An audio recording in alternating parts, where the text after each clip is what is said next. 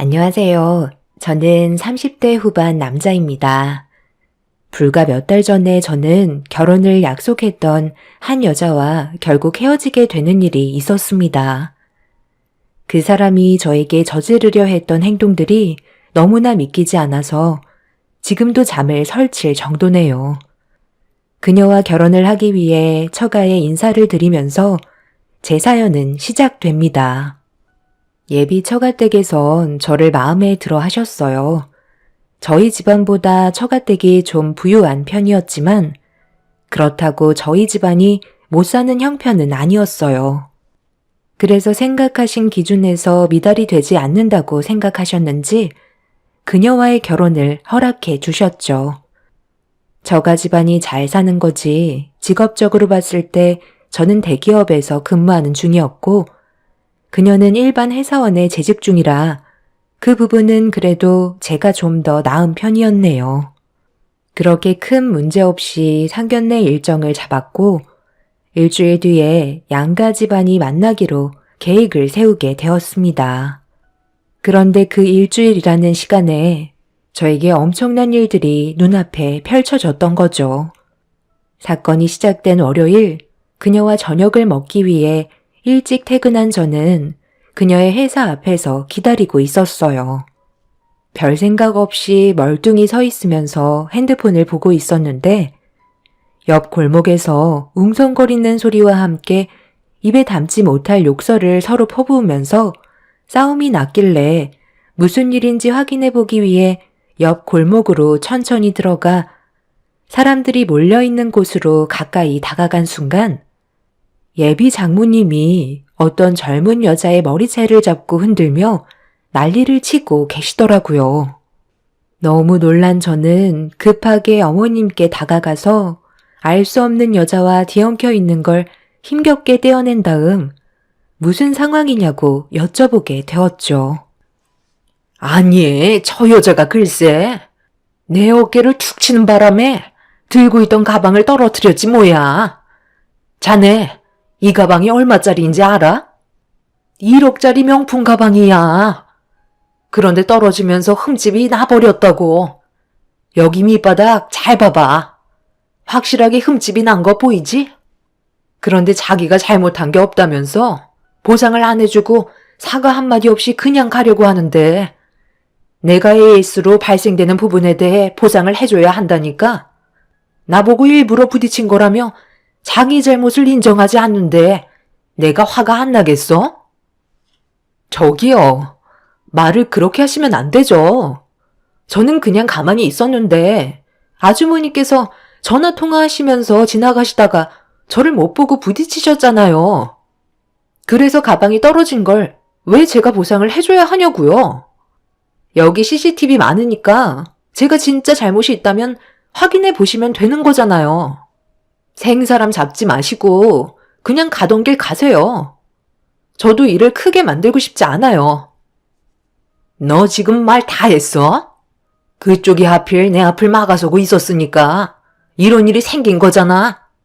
자네 당장 경찰에 신고 좀 해주게.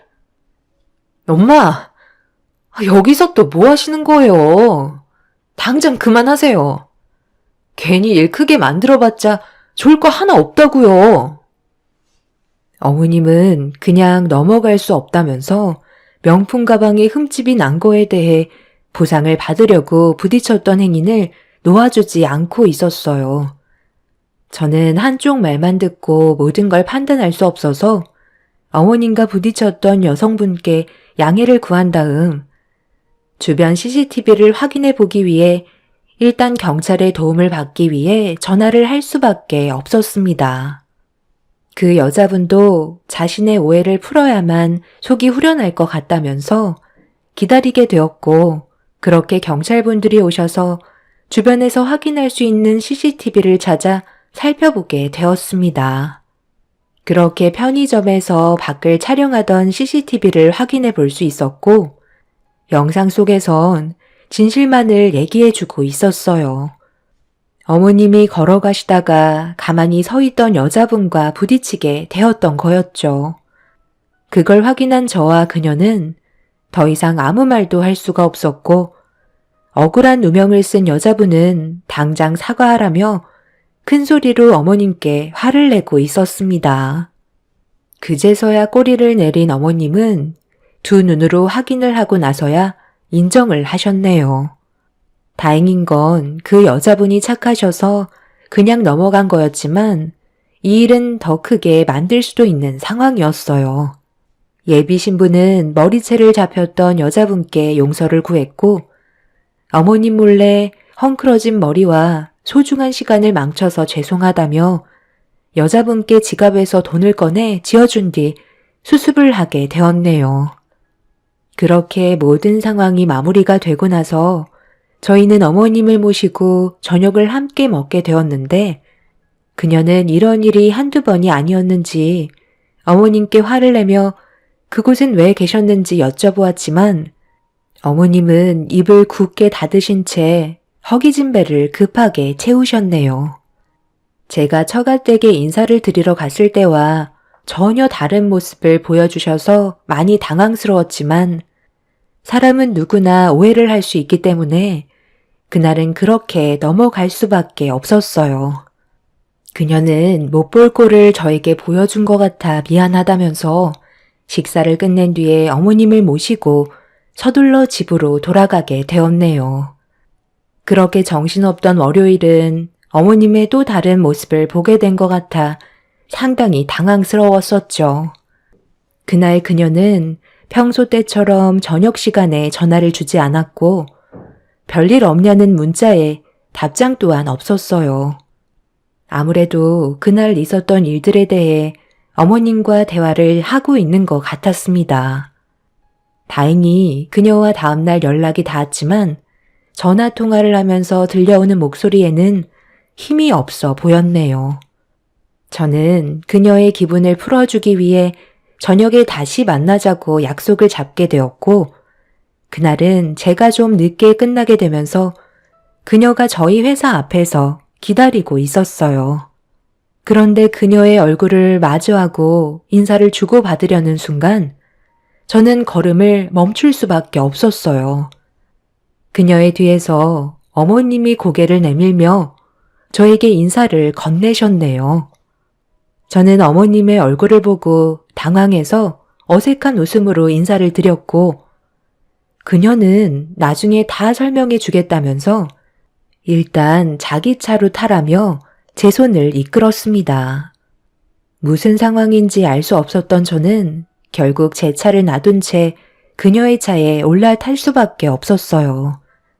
그녀는 전날에 있었던 일에 대해 어머님이 많이 미안해하셔서 좋은 곳에서 같이 저녁을 먹길 원하신다고 했습니다. 그래서 어쩔 수 없이 같이 오게 된 거라고 설명을 해주고 있었죠. 그렇게 한참을 달려가고 있는데 갑자기 그녀가 머리가 아프다면서 두통이 오는지 잠시 약국에 들러 두통약 좀 사야 할 것 같다고 약국에 정차를 하게 되었어요. 뒷자리에 앉아 계셨던 어머님은 그녀가 스트레스 받는 일들이 생기면 두통이 자주 와서 크게 신경 쓸 일은 아니라고 했지만 약을 먹는 게 좋은 것도 아니라 운전을 제가 대신 해야 할 것 같다고 얘기하자 어머님께선 그럴 필요 없다며 차에서 내리시더니 운전석에 앉으셨습니다. 가족이 함께 운전하는 차고 음식점 위치도 어머님이 알고 계셔서 직접 운전하시겠다고 운전대를 잡으셨어요. 그녀는 약국에서 약을 먹고 나왔는데 운전석에 어머님이 앉아 계신 걸 보고 크게 신경 쓰지 않는 듯 뒷자리에 앉더니 어머님이 길을 더 잘 아신다며 두통이 심하게 왔는지 머리를 만지고 있었어요. 뒷좌석에 앉아있는 그녀가 계속해서 신경이 쓰여 뒤를 돌아봤는데 그 순간 무언가 쿵 하는 소리와 함께 꽤 큰 충격이 온몸에 전해지게 되었고 너무 놀란 나머지 앞을 바라본 순간 다른 차와 사고가 나고 말았습니다. 저는 사고가 나는 장면을 확인하지 못했기 때문에 어떤 상황인지 파악을 해야만 했어요. 그런데 운전대를 잡으셨던 어머님께서 차 문을 열고 밖으로 나가시더니 상대 운전자에게 다가가 삿대질을 하시면서 목소리를 높이셨고 상대 운전자가 잘못을 했는지 죄송하다며 어머님께 허리를 숙여 용서를 구하고 있었어요. 그런데 그녀가 사고가 나면서 머리를 부딪혔는지 상당히 고통스러워하며 머리를 잡고 있었고 어머님은 힘들어하는 그녀를 보고 놀라선 급하게 달려와 어디 다친 곳은 없는지 차문을 열어 그녀의 몸을 살피고 있었습니다. 상대 차주분은 보험 처리를 해야 될 것 같다며 보험사에 전화를 걸었어요. 어머님은 저한테도 어디 다친 곳은 없냐고 조금이라도 문제가 있으면 말해야 된다고 저를 걱정하고 계셨죠.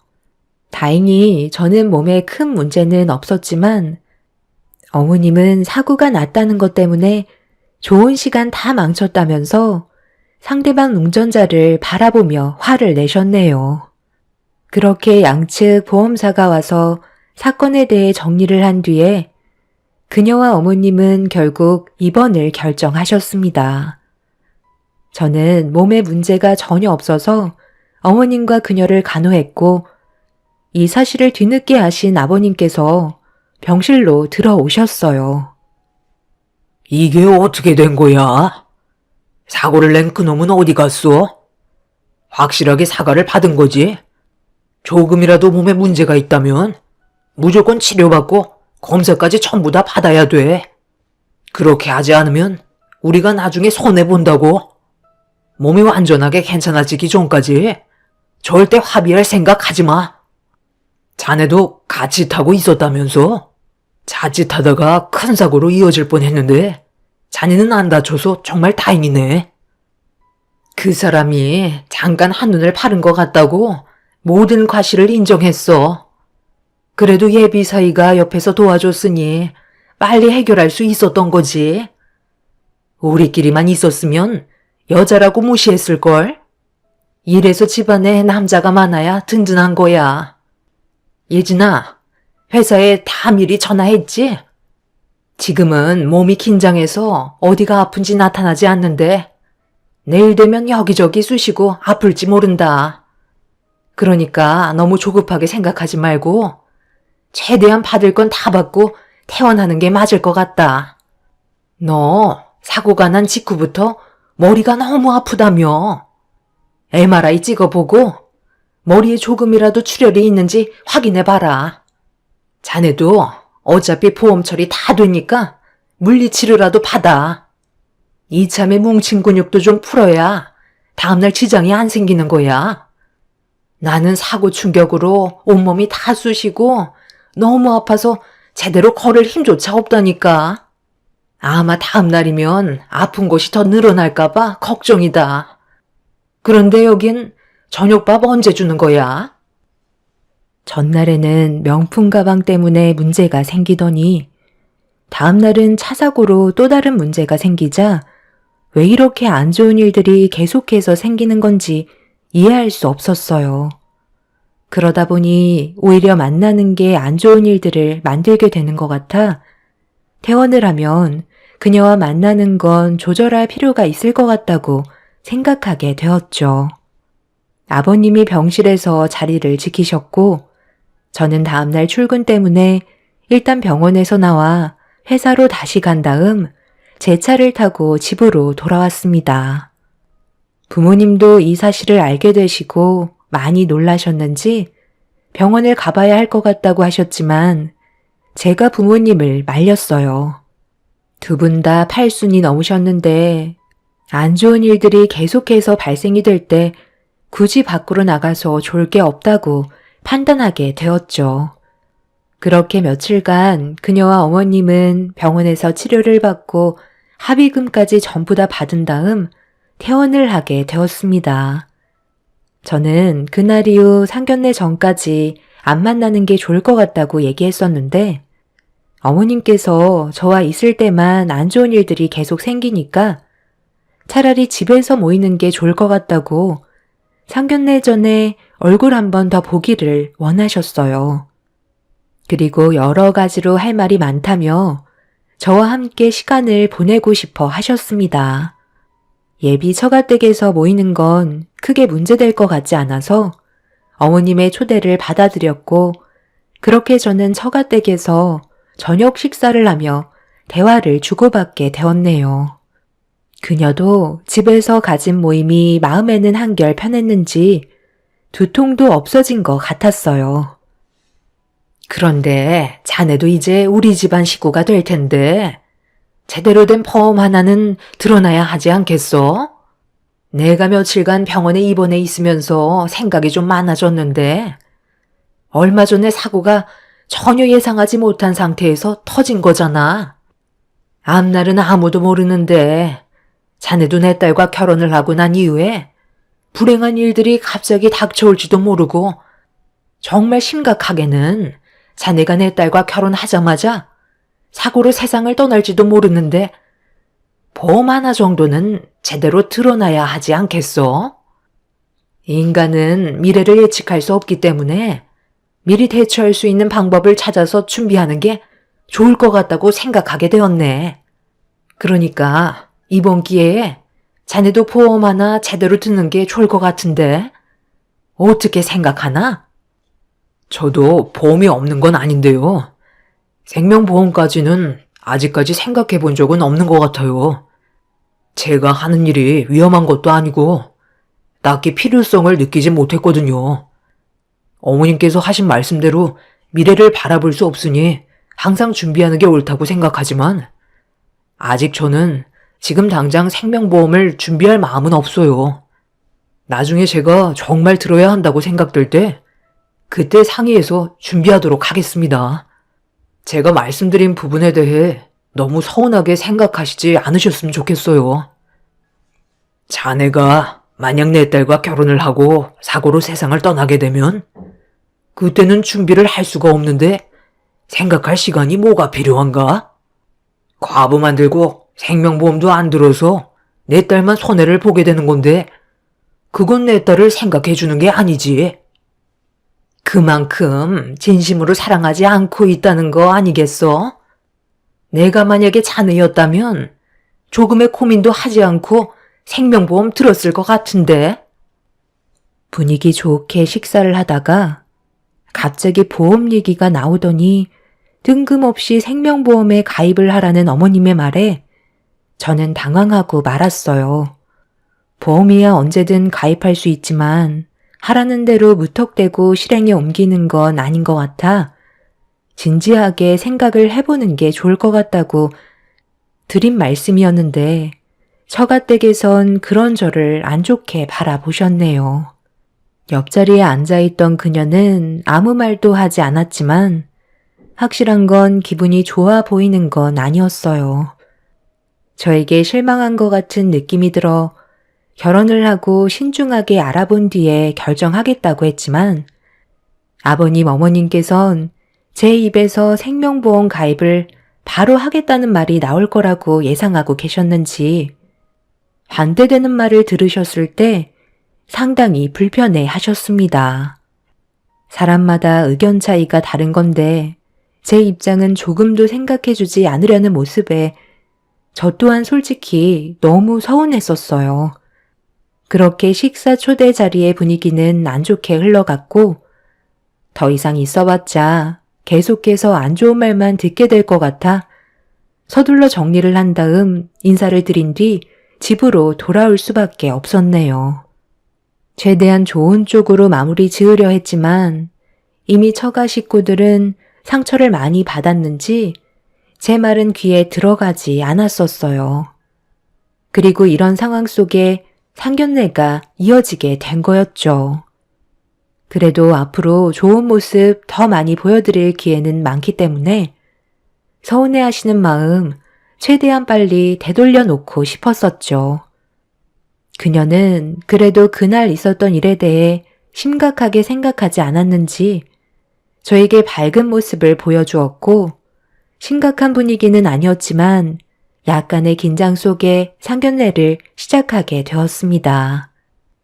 정말 다행이었던 건 양가 부모님께서 인사를 주고받으신 뒤 대화가 매끄럽게 진행이 되고 있었는데 너무 긴장을 했는지 갑자기 배가 뒤틀려서 화장실을 잠시 다녀와야만 했어요. 어머님, 아버님께 양해를 구한 다음 화장실에서 볼일을 끝내고 나오려는데 저에게 전화 한 통이 와서 받게 된 순간 저는 그 자리에서 온몸이 굳어버리고 말았어요. 전화를 주신 분께 절대 그럴 리 없다고 잘못 보신 거라며 설명드렸지만 그 사람의 말을 듣고 있는데 불신이 점점 확신으로 바뀌더라고요.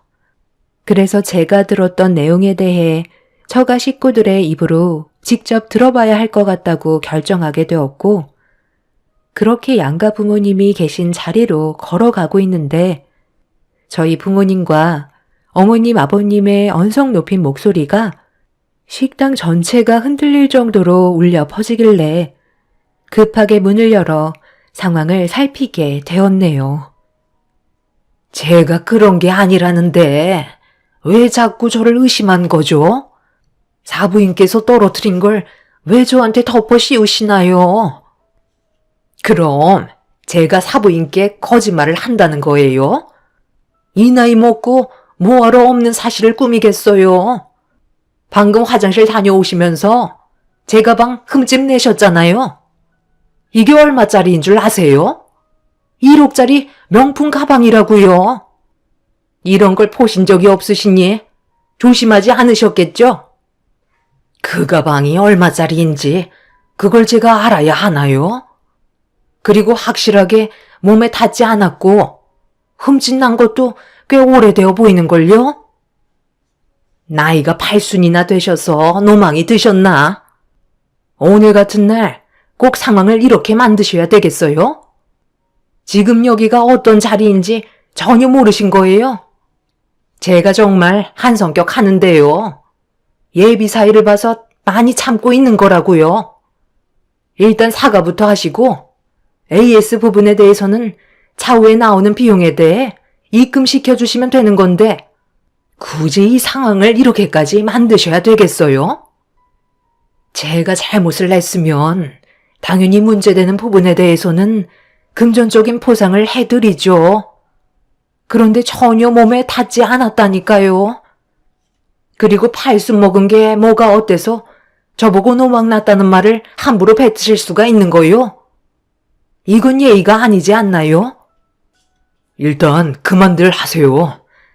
꼭 이렇게까지 안 좋은 분위기를 만드셔야 되겠어요? 어머님 가방이 떨어질 수 있는 거고 그리고 생활하다 보면 어느 정도 흠집이 생길 수 있는 거잖아요. 저희가 하루 이틀 얼굴 볼 사이도 아닌데 가방 떨어진 거 가지고 이 정도로 심각한 분위기를 만드셔야 되겠어요? 제가 봤을 때 어머님 가방에 흠집 난 거 저번에 생겼던 위치랑 똑같아 보이는데요. 그래서 지금 내가 거짓말을 하고 있다는 거야? 어디서 창모를 의심하고 있어? 내가 맞는다면 맞는 거지. 제발 억지 좀 부리지 마세요. 어머님 1억짜리라고 하시는 가방 그거 진품 맞아요? 말만 그렇게 하시는 거지. 확실하게 1억짜리 가방 맞는다는 증거가 어디 있어요? 여기 근처에 진품인지 가품인지 확인한 곳이 있는데 한번 가보실까요? 자네 지금 나를 의심하는 거야? 내가 오죽했으면 이렇게까지 나왔겠어. 명품 가방인데 떨어져서 마음이 아파 그런 거라는 걸 이해해주지 못하는 거야? 차라리 이 결혼 없던 걸로 하는 게 좋겠네. 자네같이 마음씨가 좁아터진 사람을 내 딸에게 넘겨줄 생각 없고 앞으로 2번 다시 연락도 하지 말게. 어차피 생명보험 가입도 안 하겠다는 사이 뭘 믿고 내 딸을 맡길 수 있겠나? 그 말 왜 안 나오나 했는데 잘 됐네요. 저도 어차피 이 결혼 이어갈 생각 조금도 없었어요. 제가 방금 전화를 받았는데요. 무슨 말을 들었는지 알아요? 당신들 모두 인생 쫑난 줄 알라고. 꼬리가 길면 결국 밟힌다는 거 몰라? 제가 방금 통화한 녹음 내용이에요. 저는 팔순 엄마를 세워두고 1억 명품 가방에 흠집 냈다며 상견례 자리에서 엄마한테 삿대질을 한 어머님의 행동에 더 이상 참을 수가 없었고 너무 화가 난 나머지 상차림을 뒤엎은 뒤 굳어진 얼굴을 하고 있던 그녀에게 다가가 모든 게 끝났다고 속닥거린 뒤 핸드폰에 녹음되어 있던 통화 내용을 들려주었고 그 순간 처갓집은 묵사발이 되어 버렸습니다. 그 말이 정말 사실이에요? 저는 전혀 느끼지 못했는데요. 그러니까 이 모든 게 계획되어 움직였다는 건가요? 한두 번이 아닙니다. 계획적 보험 사기단이에요. 저도 뭔가 이상해서 조사를 해봤는데요. 패턴이 너무 똑같아요. 또 자주 범행을 저지르면 의심을 사게 되니까 어느 정도 간격을 두고 일을 저지르는데요. 정말 다행인 건 그쪽이 아직 무사하다는 거예요. 생명보험에 가입하라고 계속 강요받으셨죠? 그 말이 무슨 뜻이겠어요? 나중에 정말 돈이 급할 때 그쪽의 목숨값을 받아가겠다는 말이에요. 결혼 전에 생명보험에 미리 가입을 해놔야 의심을 덜 받을 거잖아요. 그런데 누구신데 제 전화번호를 어떻게 아신 거죠? 저를 왜 도와주시는 건가요? 저 무슨 연관이라도 있으신 거예요? 저는 그 여성분과 결혼을 약속했던 동생의 형입니다. 그리고 지금은 제 동생을 병간호해주고 있는 상황이고요. 제 동생도 생명보험에 가입이 되어 있었고 큰 사고가 한 번 났었지만 다행히 생명은 구할 수 있었어요. 하지만 식물인간으로 평생을 살아갈 수밖에 없었죠. 그때는 결혼을 하기 전에 사고가 났었는데 보험금 수령자가 그 여성분으로 되어 있었거든요. 제가 그녀와 결혼을 하기 전에 이미 결혼을 약속했었던 남자가 있었습니다. 그런데 그녀는 그 남자에게 생명보험에 가입을 하게 만들었고 범행을 저질렀지만 위태로운 상태에서 그 남자가 기적적으로 생명은 건질 수가 있었어요. 그런데 생명보험에 가입이 되어 있었고 보험금 수령자가 그녀로 되어 있었다는 걸 전혀 알지 못했던 가족분들은 이 문제에 대해 소송을 걸었습니다. 하지만 계획적인 범행의 동기가 없었다는 거에 재판에서는 그녀의 가족에게 손을 들어주었고 세상을 언제 떠날지 모르는 그 남자의 보험금 수령은 가족분들의 이름으로 바뀌게 되면서 인연을 끊게 되었던 거죠. 그런데 형이라는 분은 처가 식구들의 집안이 상당한 문제가 있다는 걸 계속해서 의심하게 되었고 자기 동생이 식물인간이 된 이후에도 그녀의 집안은 다른 자잘한 사고로 금전적 이득을 취하고 있다는 걸 파악하게 된 거였죠. 그리고 명품 가방 또한 일부러 돈을 받으려는 수법인 걸 알 수 있었어요. 그 남자의 형은 그녀의 집안의 뒤를 밟으면서 처벌을 내리기 위해 많은 걸 준비하고 있었죠. 그런데 그 사이 제가 그녀의 계획에 들어가게 된 거였고 똑같은 패턴으로 저에게 생명보험을 가입하라는 강요를 하기 시작한 거였네요. 그래서 제 증언이 그분에게는 절실하게 필요했던 거였습니다. 저와 통화한 내용을 듣게 된 처가 식구들은 사색이 된 얼굴로 자신들은 절대 잘못이 없다고 했지만 그동안 제가 겪어온 것들을 보면 확실하게 뭔가 이상하다는 걸 많이 느끼긴 했었죠. 그리고 잠시 뒤 저와 통화를 했던 그 남자분이 상견례장에 문을 열고 들어와 그동안 저지른 행동들이 담겨있는 영상들을 보여주며 그 사람들의 짓을 낱낱이 저희 가족에게 알려주었네요. 뒤이어 경찰분들이 상견례 장소로 들어왔고 그 사람들은 결국 법적인 처벌을 받게 되었습니다. 제가 그동안 겪어왔던 부분에 대해 증언하며 생명보험에 가입하라고 강요도 받았다면서 식물인간이 되어버린 그분과 비슷한 패턴으로 저에게 범행 계획을 꾸미려 했다는 게 밝혀지게 되면서 보험 가족 사기단으로 처벌을 받게 되었습니다. 제가 한 진술과 그 남자분이 그녀의 집안 사람들의 뒤를 조사해서 얻은 증거물들을 토대로 그분들의 억울한 사건까지 전부 뒤집어지게 되었어요. 결국 의도적으로 접근한 부분들이 밝혀졌고 징역은 피해갈 수 없게 되었네요. 만약 그 남자분의 끈질긴 추적이 없었다면 저도 그분의 동생처럼 식물인간이 되었거나 세상을 떠났을지도 모르죠. 사람이 제일 무섭다는 걸 이번에 처음 겪게 되었습니다. 앞으로 항상 뭐든지 신중히 결정해야 될 것 같네요. 그 사람들처럼 악한 마음을 가지는 사람들이 더는 이 세상에 없길 바랄 뿐입니다. 제 사연 들어주신 분들 감사합니다. 안녕하세요. 저는 30대 중반 여자입니다. 남편과 결혼한 지는 2년이 넘었고 저에게는 갓 태어난 1살 된 아들 하나가 있습니다. 한창 행복해야 될 시간에 저는 마음 편히 웃을 수도 없는 상황 속에 놓여 있어 사연을 신청하게 되었습니다.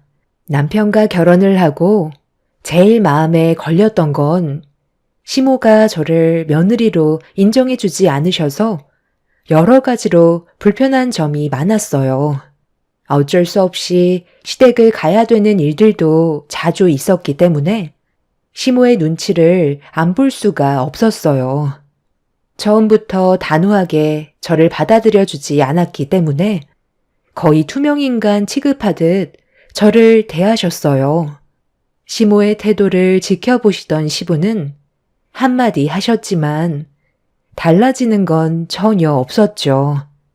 제가 남편과 결혼을 할 수 있었던 이유는 시부의 결정이 크게 작용한 것도 있긴 하지만 남편이 저에 대한 확고한 사랑의 표현을 거침없이 표현했었고 끝까지 밀어붙여서 시모가 두 손을 들게 되셨지만 결혼을 허락만 해주셨던 거지 저를 며느리로 받아들여 주시지는 않았어요. 불편한 분위기 속에서 제가 할 수 있는 건 시모가 시키는 걸 옆에서 묵묵히 하는 것밖엔 없었어요. 개인적인 질문 같은 건 아예 하지 않으셨지만 한결같은 모습을 꾸준하게 보여드린다면 언젠가 저를 인정해 주실 거라는 희망을 가지고 있었지만 그건 제 착각이었다는 걸 알 수 있었습니다. 저녁 식사를 준비하기 위해 분주하게 움직이고 있었을 때 옆으로 다가오신 시모는 한마디 툭 던지셨고 시모의 말을 듣는 순간 저도 모르게 눈시울이 붉어져 곧장 화장실로 갈 수밖에 없었어요. 네가 내 아들과 결혼을 했다고 해서 시간 좀 지나면 받아줄 거라 생각하는 것 같은데 그건 아주 큰 착각이다. 쥐뿔도 없는 거지 집안을 인정해 줄 것 같니? 너 말고도 충분히 능력 있는 좋은 집안의 여자들이 내 아들과 결혼하겠다고 한 트럭이나 줄을 서 있는데 니까짓게 감히 새치기를 내서 내 아들의 인생을 송두리째 망쳐놔? 너를 우리 집안에서 내치기 위해 모든 방법을 동원해서라도 갈라서게 만들 테니까 항상 긴장하는 게 좋을 거다. 너희 집안 무너뜨리는 거? 그거 일도 아니야. 그리고 뭔 생각을 하는지 훤히 보이니까 내 앞에서 가식적으로 웃지 좀 마라. 이 세상에 먼지밖에 되지 않는 너 같은 애가 나랑 눈 마주침이 가당키나 하니? 저는 그래도 최대한 잘하려고 노력했던 건데 시모는 그런 저를 가식적인 여자로 보고 있었습니다. 상처되는 말을 거침없이 뱉으셨고 결국 눈물을 훔치며 진정되지 않는 서러움 감정에 화장실에서 나오지 못하고 있었어요. 그리고 이런 상황을 눈치챈 시부와 남편이 저를 조용히 거실 밖으로 불렀고 저녁 식사를 하기도 전에 심각한 분위기 속에서 가족 모두가 한자리에 모여 이 문제에 대해 진지하게 대화를 풀어나갔어요. 시부가 제일 먼저 시모에게 질문을 하셨습니다. 당신은 언제까지 며느리로 받아주지 않을 생각이야? 평생 이렇게 살 거야? 당신 아들이 진심으로 사랑하는 여자와 결혼을 한 건데 상처를 줘야 되겠어? 내가 뭘 어쨌다고 그래? 하는 짓들이 마음에 안 들어서 얘기 좀 한 것뿐인데 그것 가지고 눈물 질질 짠 제가 문제 있는 거 아니야? 당신도 생각 좀 해봐. 찢어지게 가난한 집안의 여자를 데리고 와선 갑자기 결혼하겠다고 하면 내 입장이 뭐가 되겠어? 사자 집안의 여자나 대기업이나 사업을 하는 여자들이 내 아들과 선을 보겠다고 끝도 없이 줄을 서 있는데 갑자기 거지 같은 여자가 나타나서 우리 집 며느리로 들어와 내 속을 뒤집어 놨다고. 절대 며느리로 받아줄 생각 없으니까 내 마음을 돌리려는 생각은 안 하는 게 좋을 거야. 그리고 다시는 우리 집에 얼씬도 하지 마라. 너 때문에 놓친 여자들만 생각하면 내 속이 뒤집어져. 그만하지 못해? 지금 이 자리가 며느리한테 상처 주려고 만든 자리야? 앞으로 얼굴 안 볼 것도 아닌데 서로가 잘 지내면 좋잖아. 당신은 뭐가 그리 잘나서 남의 집 귀한 딸한테 막말을 퍼부어? 사돈댁들보다 좀 산다고 해서 그렇게 무시하는 건 맞는 거고 내가 봤을 때 당신한테 문제가 있는 거지. 며느리한테는 전혀 문제될 게 없고 오히려 잘 사는 집안의 여자를 며느리로 들여오지 않아서 나는 정말 다행이라고 생각해. 그런 집안에서 태어난 여자들 솔직히 껍데기만 요란하지 속은 콜마 터져서 버릇없이 굵게 뻔하다고. 그리고 솔직히 우리 집안도 잘 사는 형편은 아니지. 그동안 사업 말아먹고 수없이 실패만 해오다가 겨우 자리 잡아서 살만한 거지. 그전에는 우리도 똑같았잖아. 당신이 힘들게 키운 아들이 잘난 집안의 사위로 들어가는 걸 원했겠지만 그건 오로지 당신 생각이지. 용민이 생각은 아니잖아. 이제 그만 며느리로 받아들여주고 화목한 분위기를 만들기 위해 노력 좀 해. 내가 인정했잖아. 그럼 된 거 아니야? 꼭 이렇게 삐딱선을 타야 돼? 당신이 뭘 안다고 그래? 우리가 입에 풀칠할 수 없을 정도로 가난에 찌들어 있을 때 주변의 부잣집 식구들이 얼마나 부러웠는지 알아? 지금이야 그나마 숨쉬고 살 수 있을 정도는 되지만 그때 당시만 해도 당신과 결혼한 거 정말 후회했다고. 당신만 믿고 허송세월 다 보냈는데 시간이 지나고 얼마나 땅을 치며 후회했는지 알아? 이 세상은 돈 없으면 무시당하는 세상이고 돈이 바로 권력이나 마찬가지라고. 더 치고 올라갈 수 있는 환경을 만들었는데 대려 밑바닥에 있는 저런 하찮은 여자를 결혼하겠다고 데려오면 내 속이 좋을 것 같아?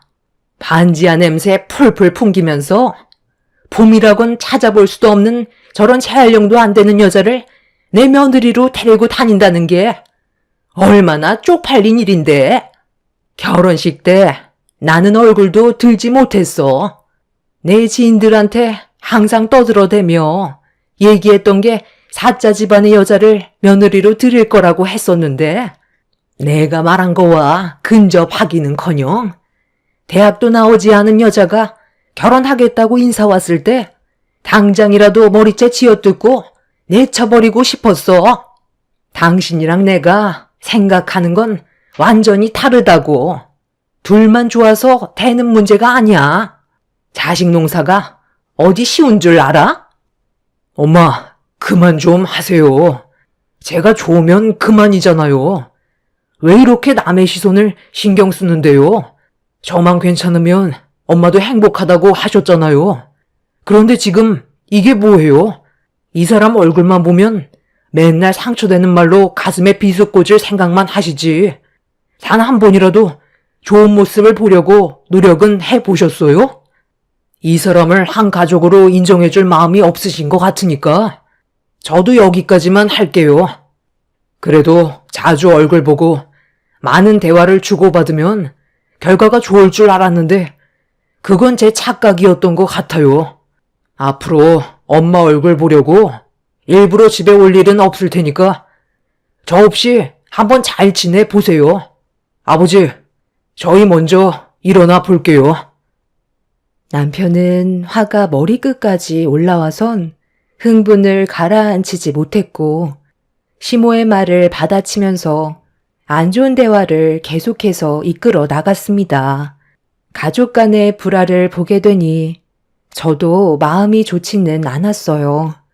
정말 순수하게 남편 하나 사랑해서 결혼을 하고 싶었고 평생을 행복하게 살아가는 걸 꿈꿔왔었는데 오히려 제가 시댁 집안에 박힌 돌 같아 보였어요. 저만 없어지면 다시 화목하게 지낼 수 있을 것 같다는 생각이 그날 한바탕 난리가 난 이후 머릿속에서 떠나지 않았어요. 저를 데리고 집 밖으로 뛰쳐나온 남편은 시모의 말에 상처받을 필요 없다면서 끝까지 제 편이 되어 주었고 그날 이후 시부와는 관계를 계속 이어나갔지만 시모와는 얼굴을 안 보고 지냈었어요. 그렇게 연락을 끊고 지낸 지 몇 달의 시간이 흘렀을 때 제 몸에 변화가 찾아왔습니다. 임신을 했다는 소식에 시부모님께서 저희 집에 찾아오셨어요. 시모가 오실 줄 몰랐는데 그래도 임신을 했다는 말에 신경이 쓰이셨는지 몸 상태가 어떤지 물어보셨고 자연스럽게 대화를 풀어 나갔습니다. 임신은 조기에 조심을 해야 된다. 최대한 안정을 취해야 아이가 뱃속에서 자리를 잡을 수 있는 거야.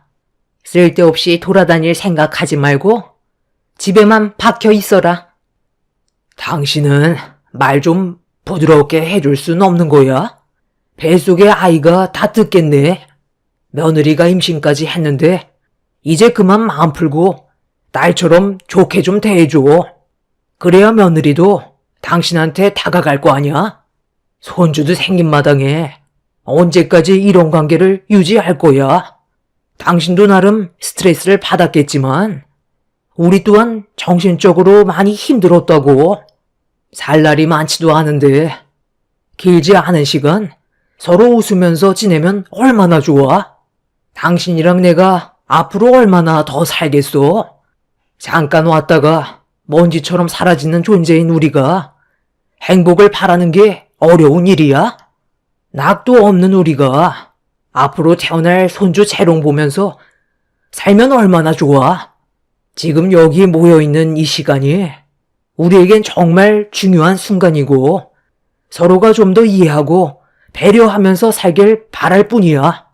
그동안 당신이 고생한 거 내가 모르는 것도 아니지만 우리 역할은 딱 거기까지라고.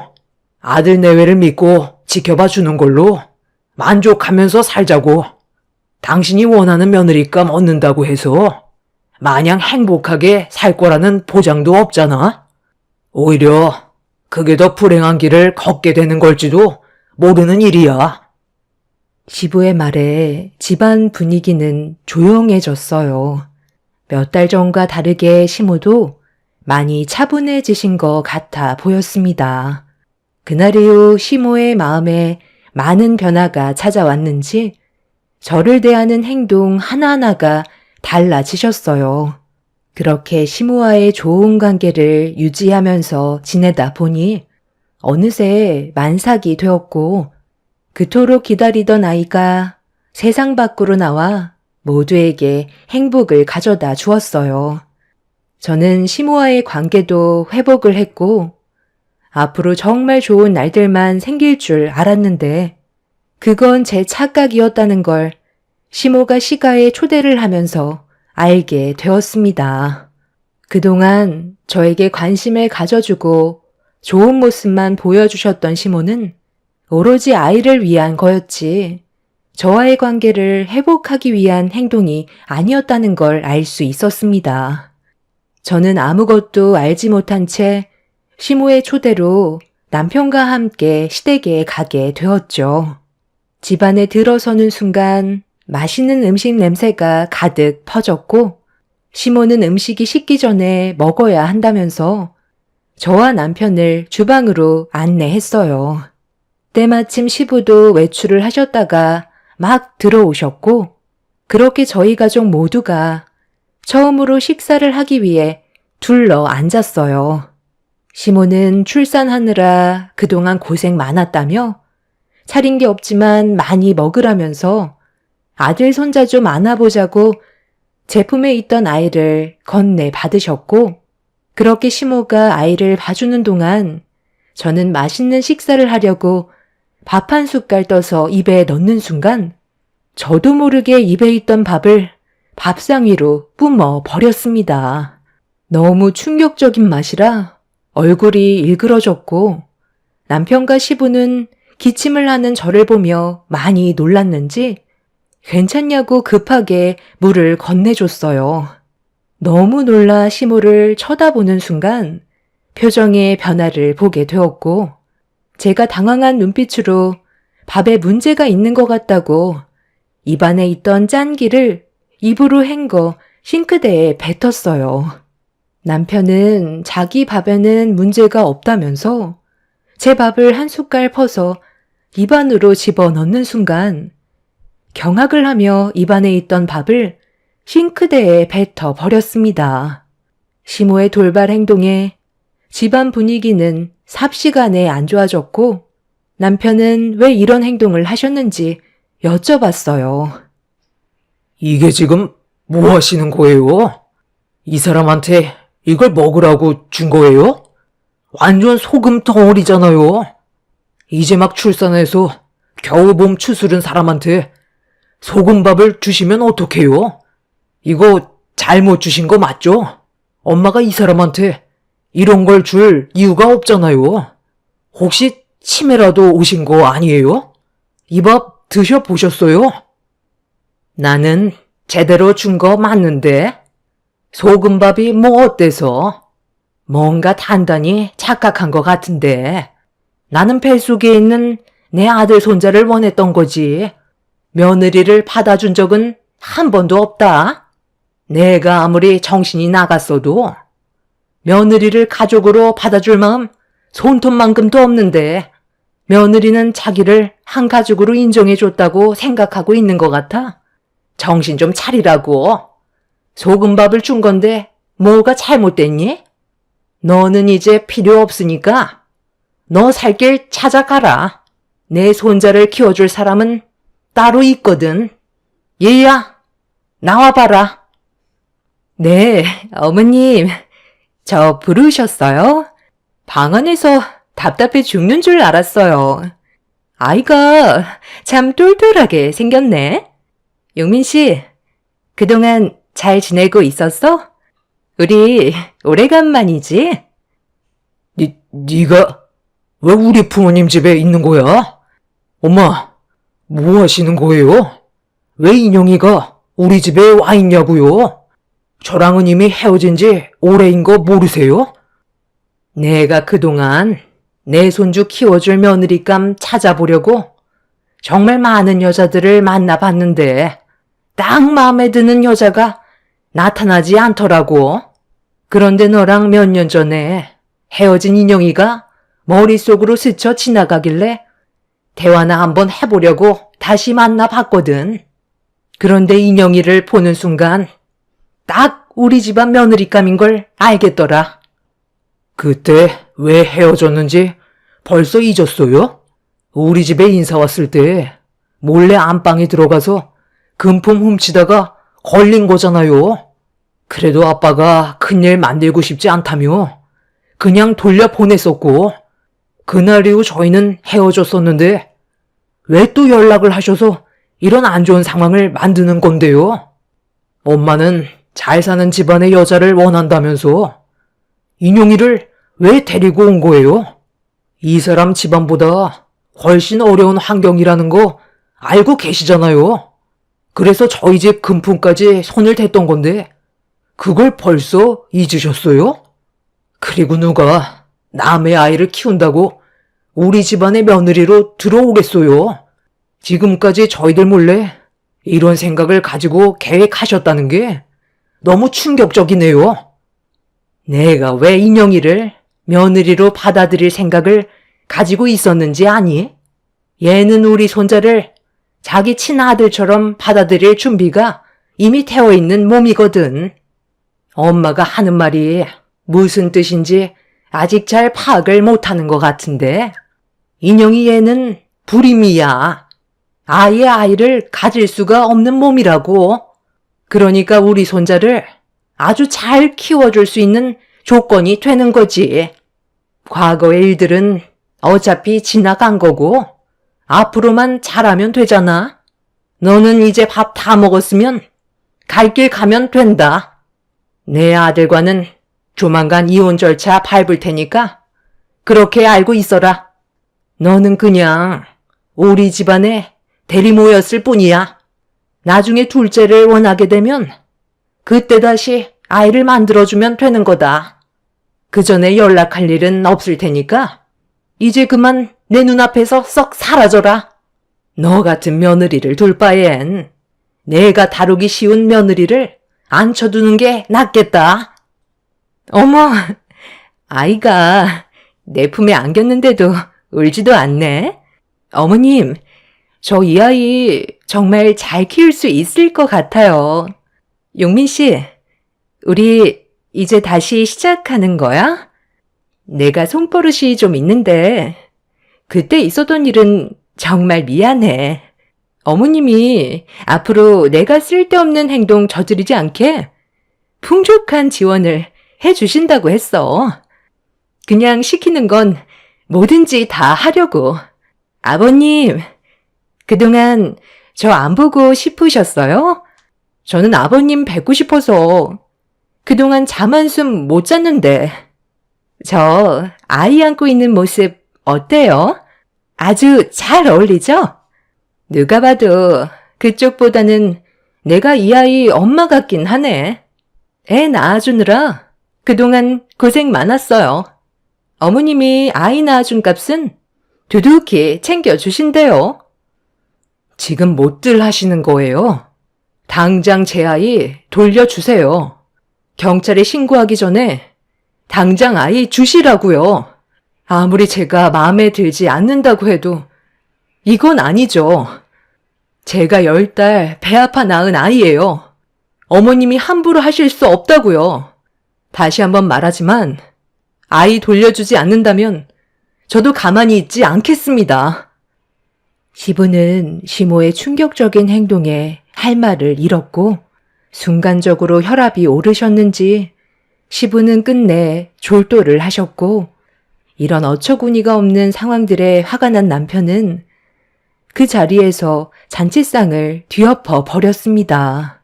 시모는 아이를 절대로 돌려줄 수 없다며 처음 본 여자 품에 안긴 제 아이를 빼앗기지 않으려고 그 여자를 2층으로 올려 보냈어요. 저는 시모의 행동에 이성을 잃어버렸고 아이를 돌려받기 위해 그 여자를 따라가려 하자 시모가 제 앞을 가로막았습니다. 어디로 올라가려고? 너까지 게 내 손자를 품에 안을 수 있을 것 같아? 당장 내 눈앞에서 사라져. 너는 그냥 우리 집안에 대리모밖에 안 되는 존재다.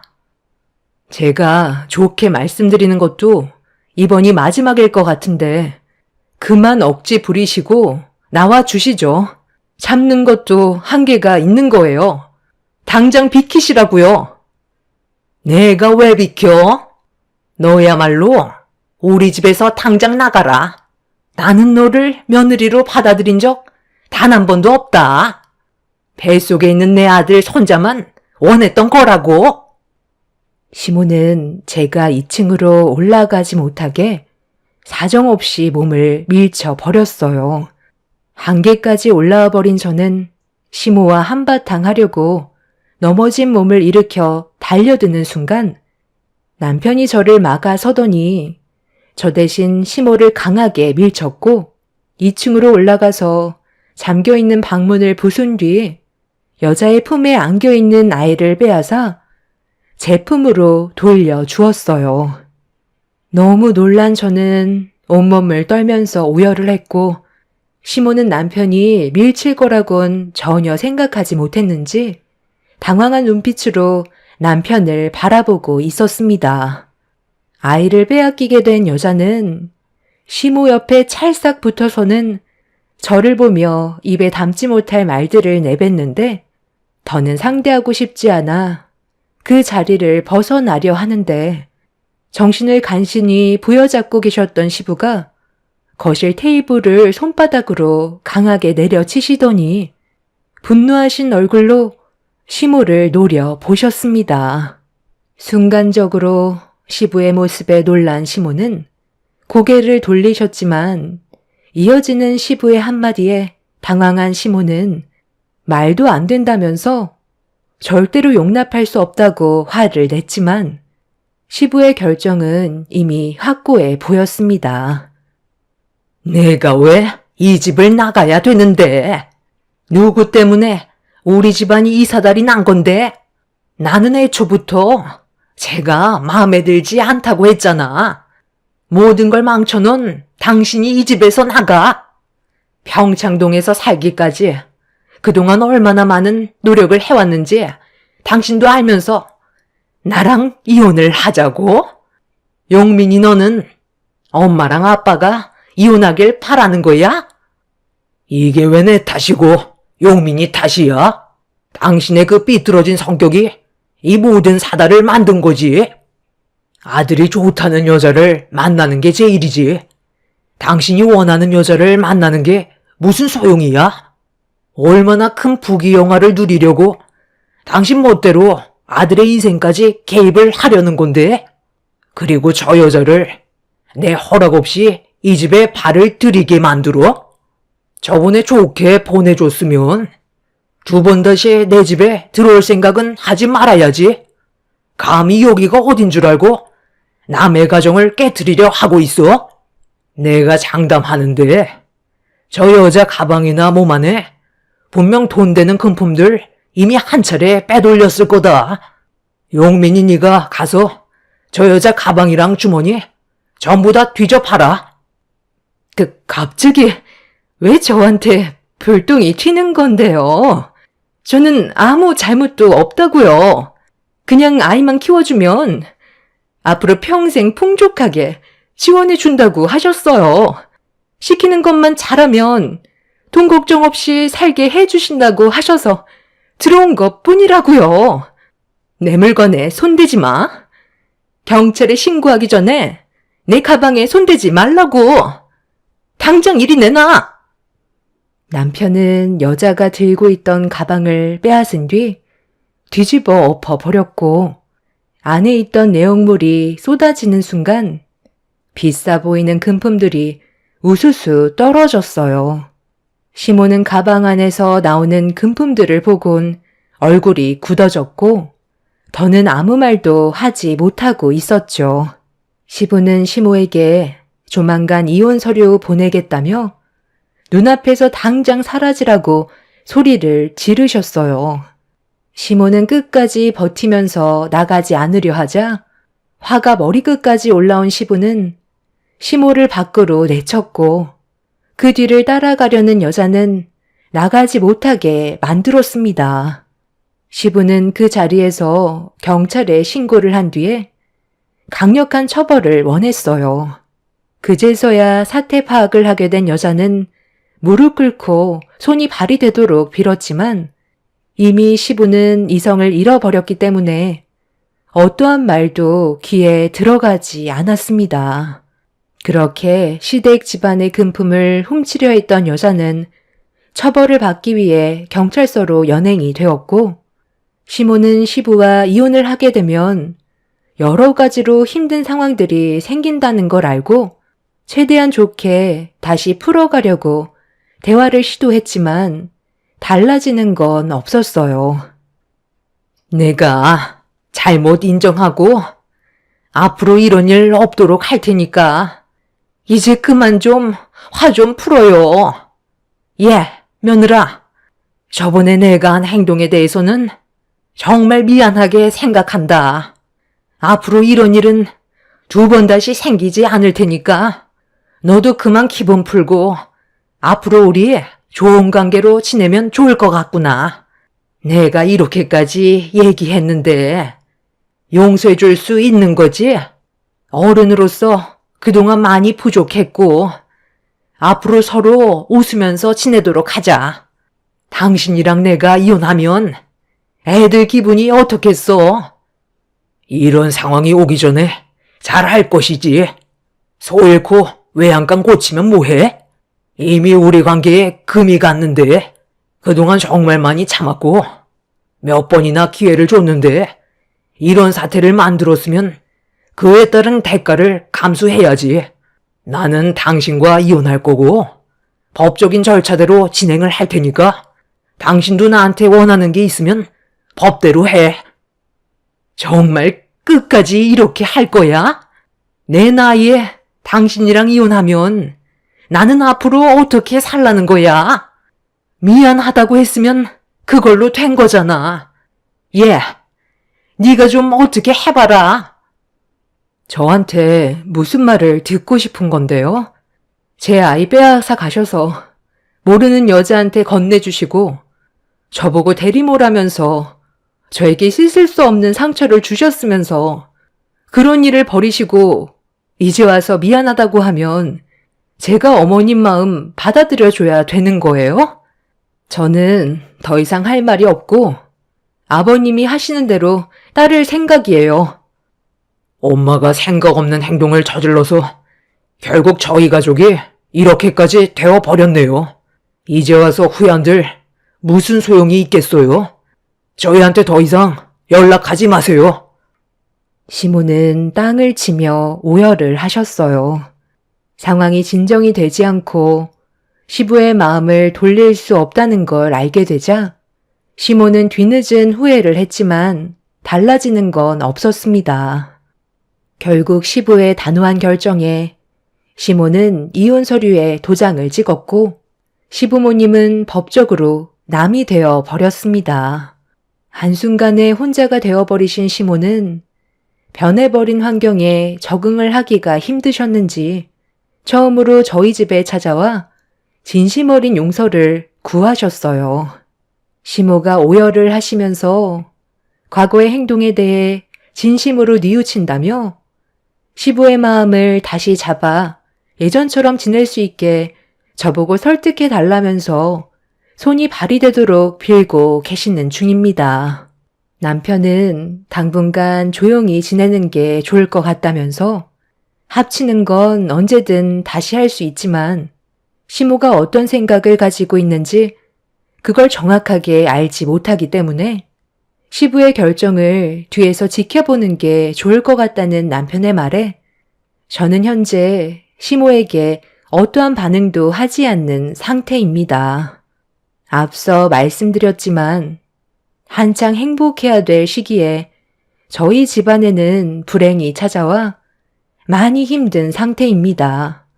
시모가 저에게 했던 행동들에 대해서 마음이 많이 아프지만 가족과의 관계가 끊어지는 건 보고 싶지 않습니다. 앞으로 어떻게 해야 될지 모르겠지만 시부의 결정을 지켜보는 중이에요. 저희 모두가 서로 웃으면서 좋은 관계로 지낼 수 있는 그런 날이 찾아올까요? 아니면 이런 상태로 계속 지내야만 하는 걸까요? 상황이 어찌되었든 옳은 결정이 내려졌으면 좋겠습니다. 하루가 멀다 하고 찾아오시는 시모를 보니 참 안타깝네요. 제 사연 들어주신 분들, 이제 곧 장마철이라는데 항상 몸 조심하시고 여러분들의 가정은 언제나 화목하시길 기원 드리겠습니다. 감사합니다.